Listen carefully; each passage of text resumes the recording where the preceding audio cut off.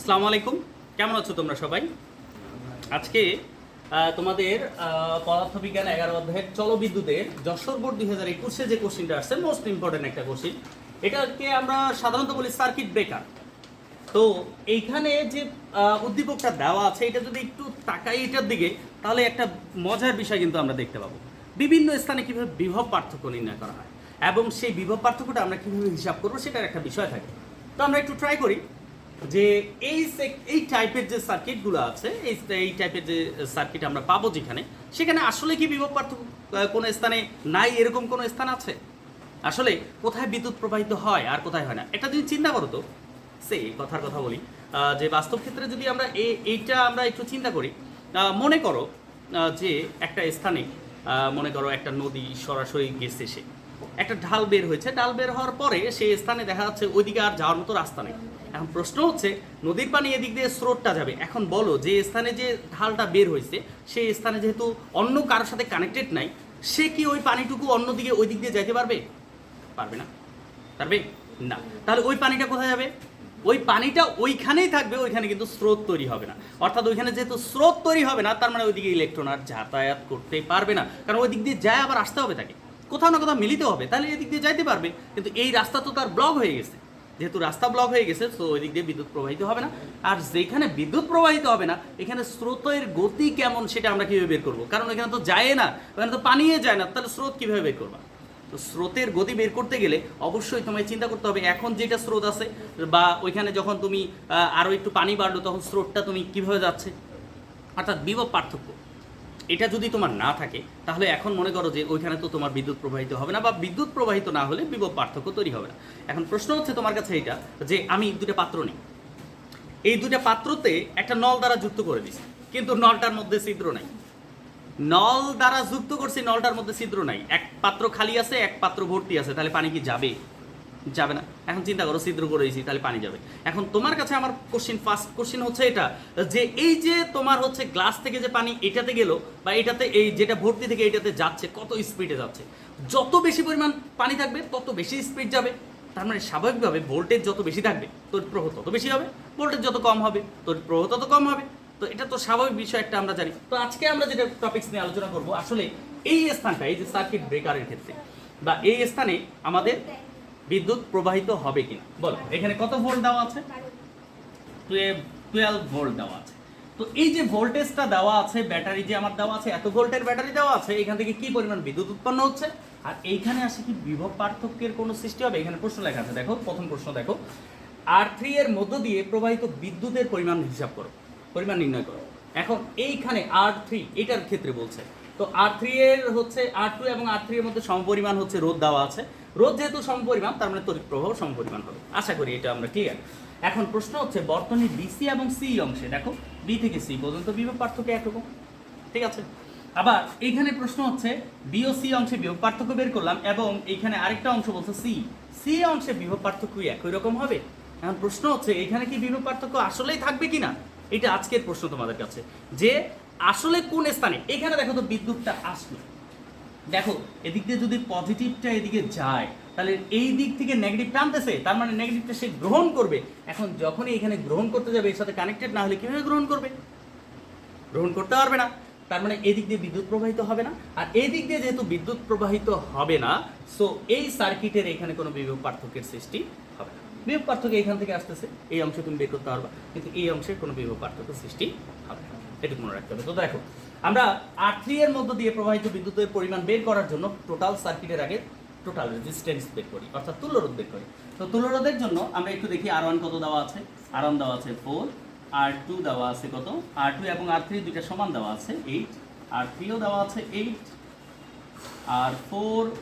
R4 দেওয়া আছে কত 2, R5 আসলে আমার এই দুইটা প্রয়োজন নাই, কারণ এই দুইটার মধ্য দিয়ে যেহেতু বিদ্যুৎ যাচ্ছে না, তার মানে ওইখানে আমার এইখানে তড়িৎ প্রবাহের হিসাবও হবে না, তো এটা আমাদের বাদ। তো আমরা এইটুকু অংশের তুল্যরোধ বের করবো। তার আগে এদিক দিয়ে বিদ্যুৎ যাচ্ছে, দেখো এদিক দিয়ে যাচ্ছে, এটার সাথে এটা কানেক্টেড আছে, এখানে দুইটা রেখা তৈরি হয়েছে, তার মানে এই R2 এবং R3 কিসে আছে?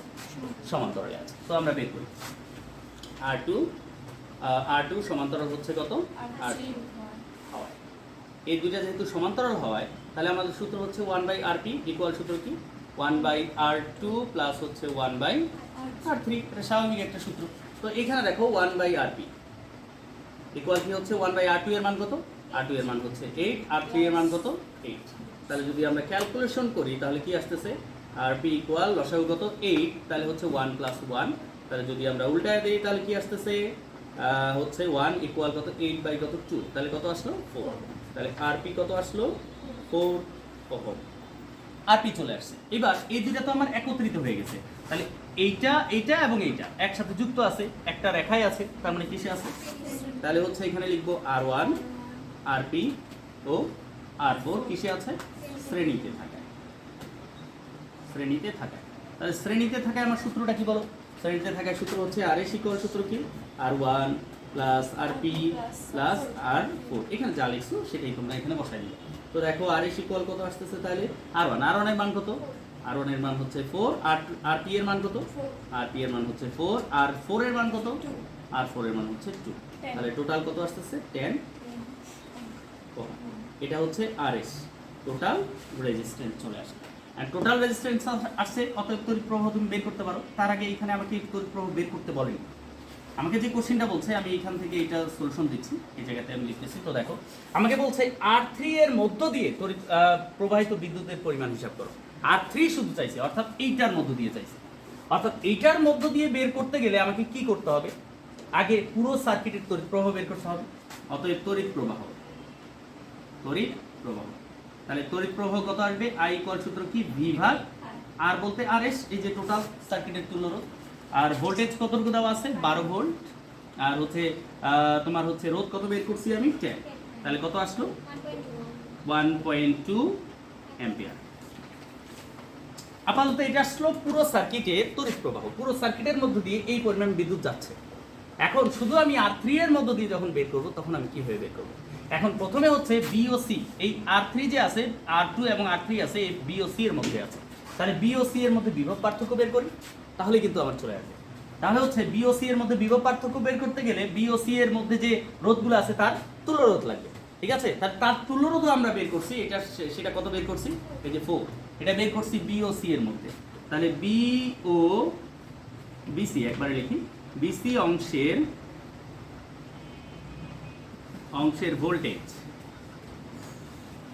তাহলে BC অংশের ভোল্টেজ V ইকুয়াল BC আমি লিখতেছি, BC অংশের ভোল্টেজ তাহলে কতটুকু আসবে দেখো, BC অংশের ভোল্টেজ আসবে V ইকুয়াল সূত্র কি I হচ্ছে টোটাল সার্কিটের তড়িৎ প্রবাহ, আর ভোল্টেজ হচ্ছে এইখানে R হচ্ছে, এই R হচ্ছে এই BC অংশের মধ্যে যে রোধগুলো আছে, BC অংশের মধ্যে যে রোধগুলো আছে তাদের তুল্যরোধ।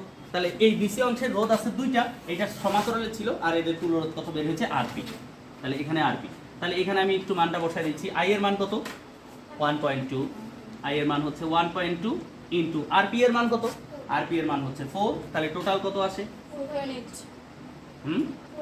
4.8 ভোল্ট। এত ভোল্ট, এই ভোল্টটুকু কার মধ্যে আছে, এই BC অংশের মধ্যে আছে।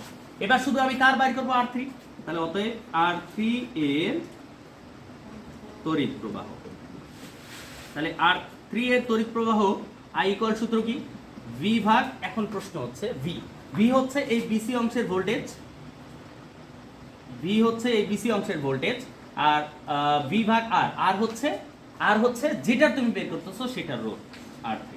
তাহলে বল এখানে হচ্ছে BC অংশের ভোল্টেজ কতটুকু 4.8, আর হচ্ছে R3 এর মান কতটুকু, R3 এর মান দেওয়া আছে, R3 এর মান কত 8, তাহলে কত আসে 0.6 অ্যাম্পিয়ার।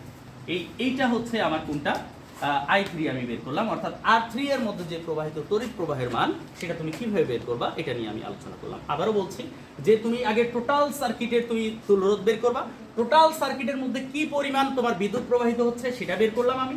বের করার পরে কি করছি, যেই অংশটুকু তোমার ভোল্টেজ বের করতে বলছে, যেই অংশটুকু এখানে কি বলছে, আগে তোমাকে দেখতে হবে যে R3টা কার মধ্যে আছে, R3 আছে B এবং C এর মধ্যে। তাহলে BC অংশের আমি ভোল্টেজ বের করছি, দেখো BC অংশের ভোল্টেজ বের করছি, এই ভোল্টেজটুকু এইটা এবং এটার মধ্যে আছে, এবং এই দুইটার মধ্যে যেহেতু আছে এখন তোমাকে চিন্তা করতে হবে কোনটার তুমি তড়িৎ প্রবাহ বাইর করতেছো, অর্থাৎ R3। তাহলে R3 এর তড়িৎ প্রবাহ সমান সূত্র কি, ওই অংশটুকুর এই অংশটুকুর ভোল্টেজ ভাগ যার বের করতেছো তার রোধ দ্বারা ভাগ করলে আমার চলে আসবে ওই যে রোধটা আছে তার মধ্য দিয়ে তড়িৎ প্রবাহ। ঠিক আছে, আশা করি তোমরা এটা বুঝতে পারছো। এরপরের যে কোশ্চেনটা আসছে সেটা আমরা একটু দেখি। এখানে ভোল্টেজ কতটুকু আসলো?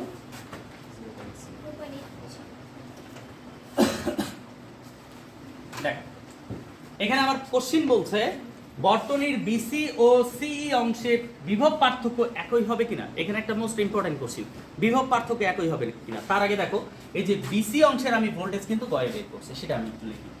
9 নাম্বার প্রশ্ন হচ্ছে বিসি অংশের ভোল্টেজ বা বিভব পার্থক্য দেই একবারে, বিভব পার্থক্য। তাহলে বিভব পার্থক্য ভি বিসি ইকুয়াল কত বের হয়েছে?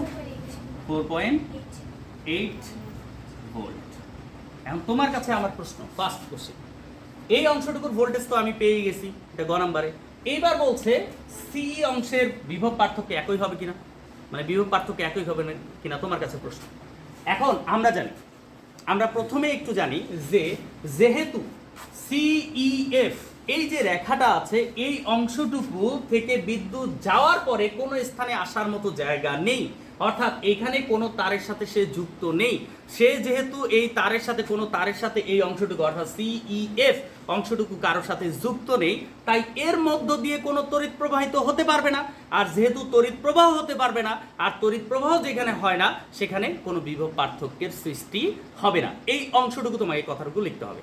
আবারও বলছি, যেহেতু সিইএফ অংশ কোনো অংশের সাথে, সার্কিটের কোনো এক প্রান্ত মুক্ত অর্থাৎ কোনো অংশের সাথে যুক্ত নেই, তাই এর মধ্য দিয়ে বিদ্যুৎ আসার পরে কোনো দিকে সে যেতে পারবে না।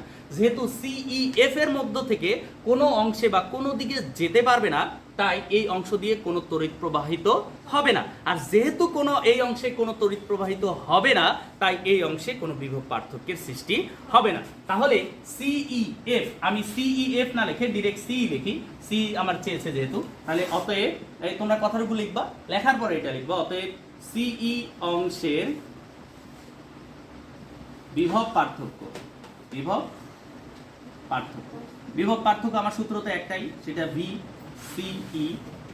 তাহলে ভি ইকুয়াল সূত্র কি? আই আর।